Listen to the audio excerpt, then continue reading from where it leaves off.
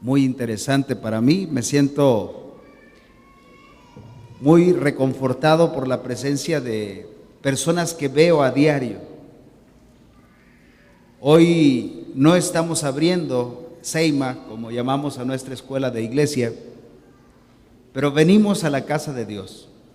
Decidimos hacerlo así esta mañana.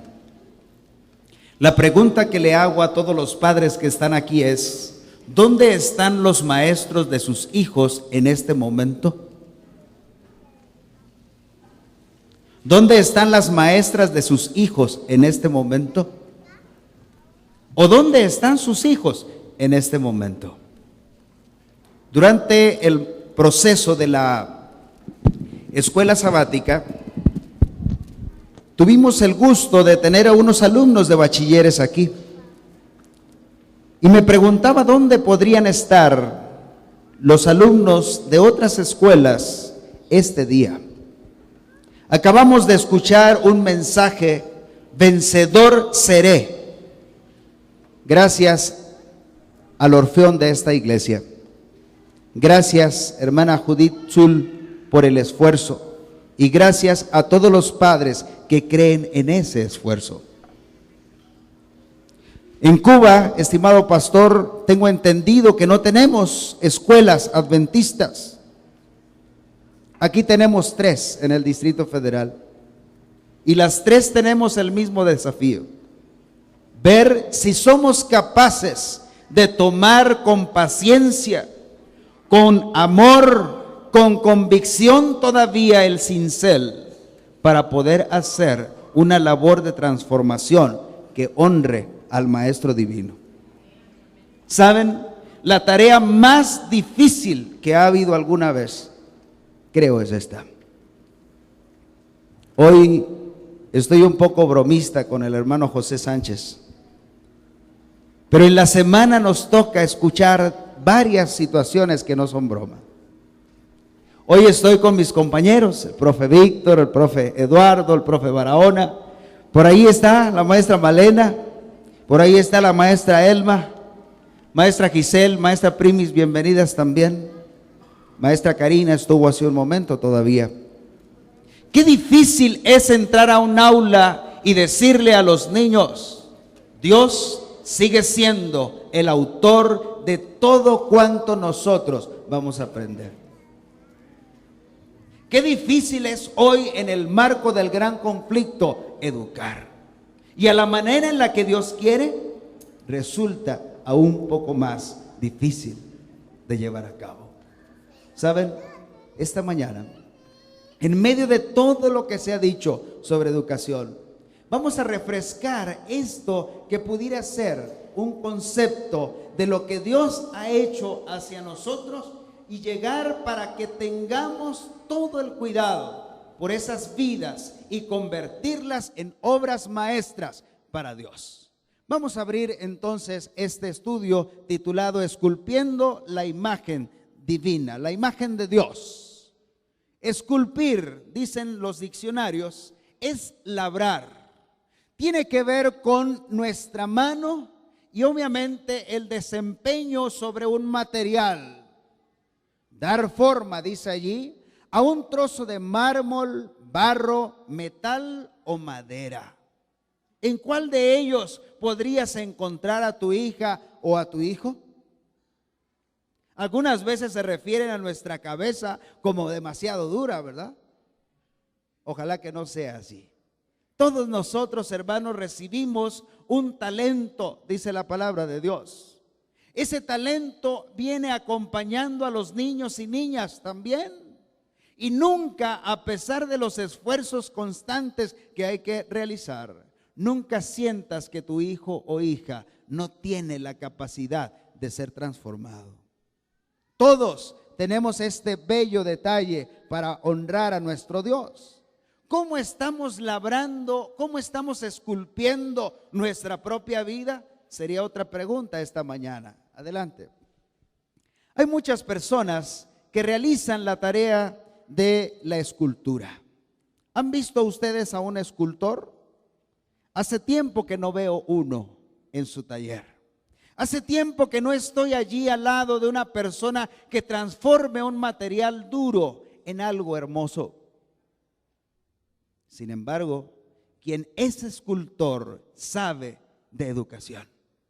Sabe lo que significa renovar algo, tomar una piedra y convertirla en un asunto de verdadera joya para que la gente lo vea. No es un asunto simple. En nuestro país hay muchos escultores buenos. Quiero destacar a Moisés Cabrera, por ejemplo, originario de Juchitán, Oaxaca. Juan Alcázar, también oaxaqueño, allá en Guadalupe de Etla. Ernesto Tamariz, en Acatzingo, Puebla. Y bueno, allá en la fotografía, como le decimos, está el maestro Toledo, a quien tuve ocasión de verlo en esa figura a veces contradictoria que tiene. Porque al hombre no le gusta vestirse muy agradablemente y mucho menos arreglarse. Pero sus obras son las que levantan su valor delante de la sociedad cultural de nuestro país. Francisco Toledo y tú, estimado hermano, y yo tenemos un mismo detalle para hacer, pero con circunstancias distintas, con saberes distintos y por supuesto con metas distintas. Mientras este hombre va a trabajar con materiales terrenos, tú y yo tenemos el gusto de trabajar para Dios con un material que será transportado al mismo cielo para vivir por siempre. Esta mañana también es bueno recordar algo que aparece dentro de las actividades de escultura. ¿Cuáles son las herramientas del escultor? Ahondando un poquito con ellos, lo que tienen que hacer para convertir ese material, primero es desbastarlo, poder quitar aquello inservible, las grandes masas de materia, y entonces utilizan un puntero. El escultor también, que se dedica a trabajar con el mármol y la piedra, utiliza el cincel dentado, que deja en la superficie surcos de gran extensión. Para hacer excavaciones profundas también utiliza lo que se llama taladro, y para la talla del mármol se usa el trépano, que es una especie de berbiquí recomendado en ciertas partes, como por ejemplo las fosas nasales de las caras, por supuesto, humanas, el interior de los oídos, las barbas y aún los cabellos. Estimados, el escultor tiene que usar cada herramienta con habilidad suprema, pero nunca olvidando el detalle principal de la paciencia, a la cual nos estamos refiriendo también. Si usted puede ir a Madrid, España, va a encontrarse que es esta una de las grandes esculturas internacionales. Ahí está esa escultura de Felipe IV, una escultura hermosa. Pero hoy, en lugar de dejar esto como una clase de obras maestras de la escultura, pasemos a observar el simbolismo de ellas. Por ejemplo, los escultores realizan lo siguiente: si el caballo en el cual va la persona a la cual se esculpe tiene una pata levantada, quiere decir que su jinete murió de las heridas que recibió en la batalla. Una pata al aire. Hay otro simbolismo. Cuando las patas del caballo están arriba, dos patas delanteras en el aire, su jinete murió en batalla, quizá cantando vencedor seré. Y si las cuatro patas del caballo están en tierra, entonces es muestra que el jinete murió de muerte natural. No pasó mucho. Mis hermanos, ¿cuál es el símbolo de la escultura tuya delante de Dios? ¿Nos estamos atreviendo siquiera a tener un pie levantado? ¿Símbolo de acción, de obediencia al llamado que hace el Maestro Divino? ¿Estamos levantándola ambas hacia el frente o nuestros brazos en actitud de esperanza hacia aquel que nos puede transformar? ¿O estamos solamente pasando por este mundo sin acción positiva hacia el llamado de Dios? Génesis 1, 27 y 28 es un tema casi obligado cuando hablamos de educación. Y digo por el casi porque algunas personas no lo toman así. Ya el pastor en su muy grata disertación durante la escuela sabática y el repaso de nuestra lección mencionaba que hoy en día el evolucionismo está plenamente llevándose a muchas de nuestras mentes infantiles hacia destinos distintos. Mis hermanos, Génesis 1, 27 y 28 establece la labor del escultor divino que pensó en ti y en mí para bendición. Dice la escritura allí que Dios se puso de acuerdo y dijo: hagamos al hombre a nuestra semejanza. Varón y hembra los hizo y les dio la oportunidad de multiplicarse y seguir siendo prácticamente obras maestras para sentirse feliz, realizado en este mundo. ¿Cómo era Adán y cómo era Eva, hermanos? ¿Se parecía a nosotros? ¿Quién se siente parecido a Adán y a Eva esta mañana? ¿Quién se siente guapo esta mañana? Aprovecho a saludar a los hermanos que están viéndonos por la señal de internet, ¿verdad? Gracias a este ministerio.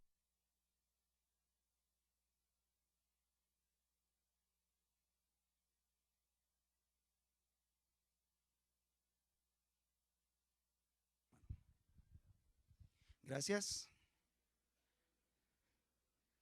Gracias. Cuando usted se siente bien consigo mismo, cuando su tarea como ser humano va encaminada para bien, usted sabe sentirse de acuerdo a la imagen de Dios como valioso o valiosa.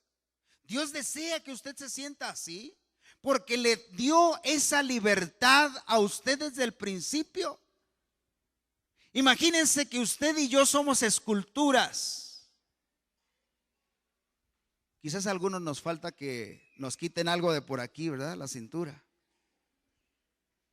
Quizás no nos pusieron tanto en la escultura hacia arriba, pero usted y yo no perdamos la esperanza de que un día no lejano, ese cuerpo que a veces te traiciona y me traiciona, será transformado. Porque hay un maestro divino que está allí luchando para que todos los días tú le honres con el testimonio diario que tienes también. Hermana, ¿se siente guapa hoy? Gracias a Dios, porque los sábados nos transformamos, ¿no es cierto? Ayer estuve en la Expo del Plástico, allá en el centro Banamex, y saludé a Uriel, profe. Usted no hubiera conocido a Uriel ayer. Toda la semana batallamos, le pedí permiso para usar su nombre esta mañana. Todas las mañanas el hombre que ven aquí, el prefecto, lucha porque Uriel vista bien.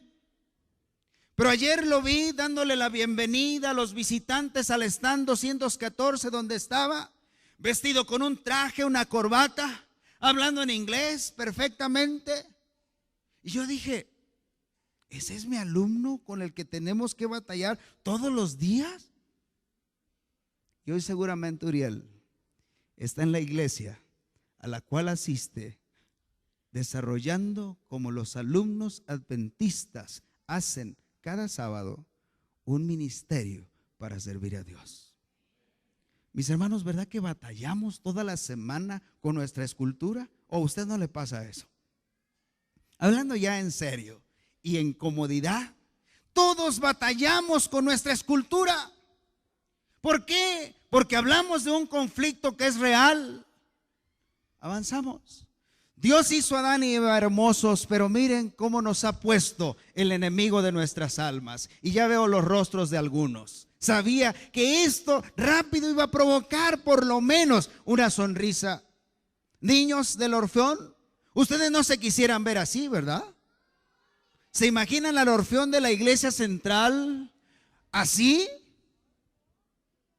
Mis hermanos queridos, parece que el ser humano se está dedicando a destruir la imagen de Dios diariamente. Parece que está rechazando el cincel, el berbiquí, el trépano que Dios quiere usar en nosotros.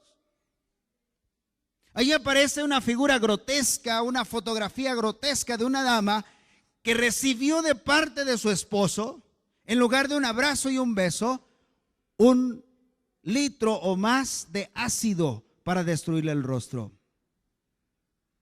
Ahí aparece también un joven, una señorita que le dicen a Dios: ¿sabes qué? La imagen que yo quiero es una imagen rebelde ante ti y ante todo lo que huela a orden en nuestra sociedad. Queremos ser distintos.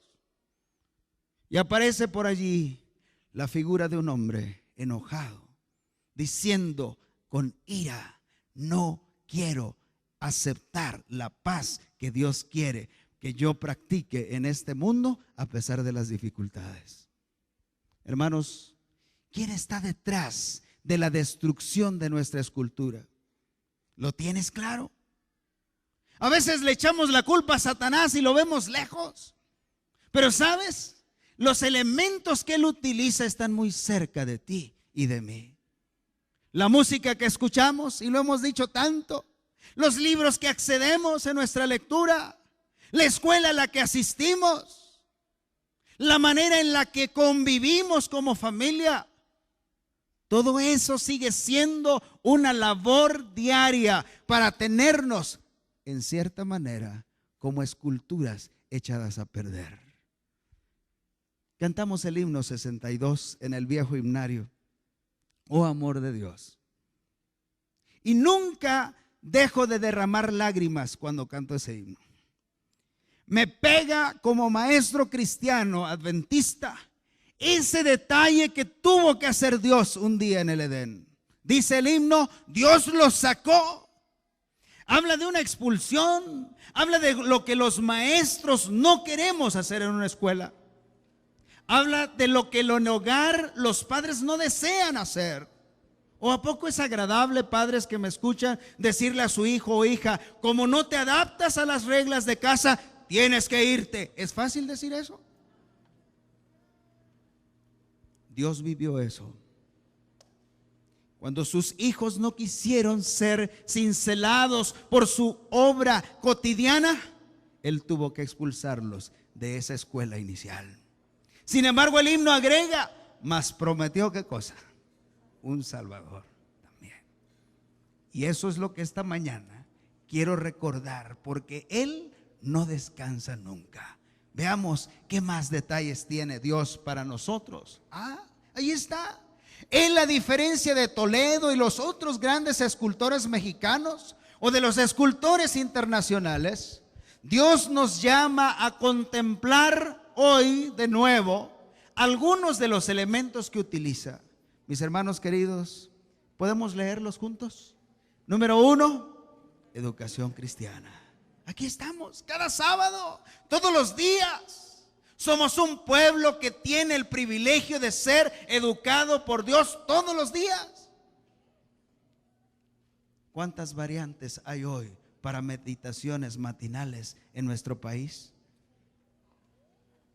Y a todos los países, hermanos, en los cuales las publicaciones son difíciles de distribuir, nuestra oración para que pronto Dios rompa esas barreras. Pero en nuestro país, que tenemos un devocional para damas, para niñas, para jóvenes, a veces, ¿cómo están? Perfectamente cerrados. La lección tan económica que podemos conseguir como textos de total educación dentro del modelo divino está para nosotros. Y bueno, estamos hablando de la escuela también. Religión. ¿Será importante tener hoy en día una religión? ¿Qué tan religioso debe ser un adventista? Me preguntaban hace unas semanas atrás. Yo les dije: debe ser lo suficiente para que haga un llamado donde quiera que vaya. Mi hermano querido, mi hermana que vienes a esta iglesia, no te sientas desanimado porque te consideren religioso. No te sientas mal porque te digan que estás fuera de este siglo. Alaba a Dios y dile: a pesar de todo lo duro que está el gran conflicto, hoy necesitamos todavía levantar la bandera de nuestra religión cristiana. 3, estilo de vida. Ya lo estamos mencionando. Mis hermanos, nos han dicho, nuestros pastores, nuestros maestros, hagamos de nuestra práctica diaria un estilo de vida que dignifique a Dios. Y por supuesto ahí van insertas actitudes. Y de ella quiero tomar solamente una. ¿Estamos teniendo una actitud de cooperación con el escultor divino? Y mis hermanos, el último punto aquí que utiliza Dios nos incluye a todos. O nos incluirá, muchachos, muchachas, niños. El testimonio de los padres y maestros cristianos. Hago aquí la invitación para los padres que hoy quisieran compartir con nosotros a partir de las 3:30. Un estudio dedicado especialmente para ustedes. La iglesia adventista en el mundo está luchando porque sus hijos más pequeños no desaparezcan por las puertas traseras de las iglesias. Que no se vayan a otros rumbos a donde sus padres jamás desearon que fueran. Pero tenemos que convencernos de ese quinto punto. ¿Está siendo mi testimonio como maestro cristiano, como padre cristiano, lo suficientemente determinante para que mis hijos sigan esa línea?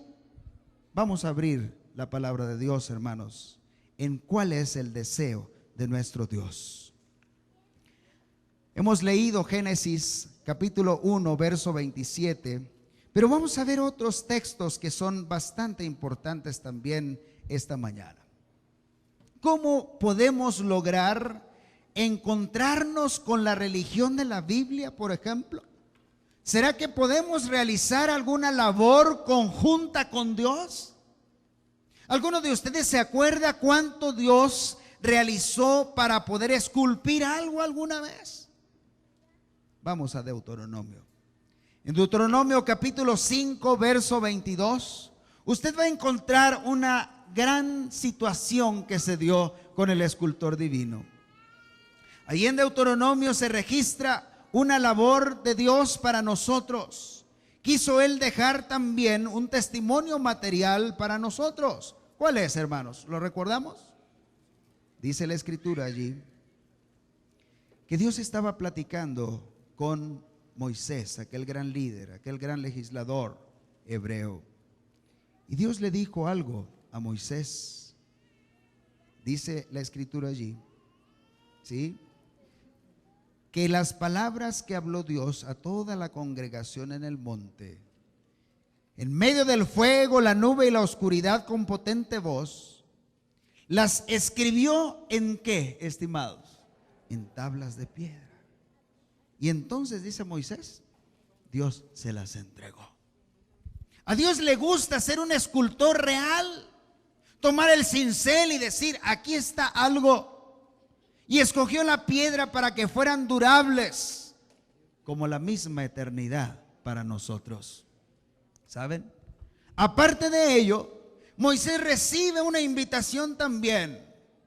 Y alabado sea Dios porque la sigue haciendo para nosotros. Deuteronomio 10, unos capítulos más adelante, dice algo. ¿Ustedes se acuerdan lo que le pasó a Moisés con esas tablas? Él iba bajando apenas del monte, iba saliendo de clases, maestros, iba saliendo de la casa, padres míos, y observa que sus alumnos están en franca rebelión hacia lo que apenas se les había dicho, apenas habían hecho el compromiso de cambiar. ¿Se acuerdan? Cuando Dios habló en la montaña, ¿cómo estaba el pueblo? Quieto. Pasaron unos pocos días y aquello era un relajo abierto. ¿Qué hizo Moisés? ¿Ya había aprendido a ser un escultor a semejanza de Dios? ¿Qué hizo? ¿Alguien se acuerda? Es una lección que conocemos mucho, ¿verdad? ¿Qué hizo? Las rompió, las azotó contra el suelo y dijo, no sirve esto de alguna manera. Padre que me estás escuchando, mamá que me escuchas, persona que trabajas con niños, O persona que trabajas con otras personas para transformar caracteres. Te han dado ganas de azotar todo lo que está a tu paso porque las cosas no salen bien. ¿Quiénes podemos ser honestos y decir, claro? Yo le digo a veces a los padres, ¿saben qué? Esta mañana me dan ganas de entregar estas llaves de una vez. Asociación Azteca, gracias por las llaves, pero ya no sigo. Mis hermanos, los escultores rompen fácil